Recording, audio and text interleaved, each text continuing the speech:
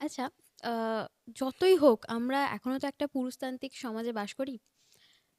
মেয়েদেরকে সমান হিসেবে ভাবলেও কোথাও একটু মনের মধ্যে খচখচ করে যে পারবে কি? পারবে না।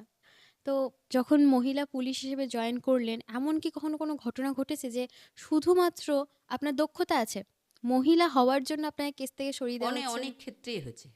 এগুলো অনেক ক্ষেত্রেই হয়ে থাকে। আমরা বলি কিন্তু দ্বিচারিতা আছে আমাদের সমাজে এখনো পর্যন্ত। মেয়ে এটা পারবে না। মেয়েরা এটা হয়তো করতে পারবে না। সেই সেটা সময়গুলোতে তখন মনে হয়েছে কি যে আমাকে তো আগে দিয়ে দেখতে হবে যে আমি পারছি কিনা।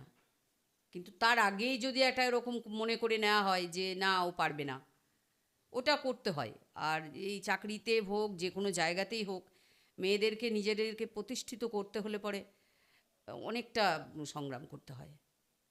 একটু জায়গাও কেউ ছেড়ে দেয় না। এটা এখনো পর্যন্ত আছে, যদিও কমে গেছে, হুম, অনেক কমে গেছে। আমরা এখন যারা চাকরি করছি, যে মেয়েরা, তারা আমাদের থেকে অনেক বেশি স্বাধীনতায় চাকরি করছে, অনেক ভালো পোস্টিং পাচ্ছে, অনেক ভালো করে কাজ করতে পারছে, যেটা কিন্তু আমরা পারিনি। আমরা আমরা পারতাম কি না, পারতাম না কিনা, বা আমরা ভালো মানে সেই ব্যাপারে দক্ষ ছিলাম কিনা, সেটা দেখার স্কোপও আমাদের হয়নি।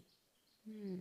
সুযোগটাই পাওয়া যায়নি। সুযোগটাই পাওয়া যায়নি যে না, মেয়েরা ওটা পারবে না, মেয়ে পুলিশে চাকরি করছে, এটা পারবে না। এটা অনেকটা রাস্তাটায় খুলে দিয়েছে সোজা। মানে হয়েছে যেটা, সেটা হচ্ছে যে মহিলা থানা যখন তৈরি হলো, তখন কিন্তু অনেকে এর ব্যাপারে নানা রকমের মন্তব্য করে থাকে, অনেক কথা বলে থাকে। কিন্তু আমি কাজ করতে গিয়ে যেটা দেখেছি যে এটা কিন্তু মেয়েদেরকে ওই স্বাধীনভাবে কাজ করার একটা জায়গা দিয়েছে।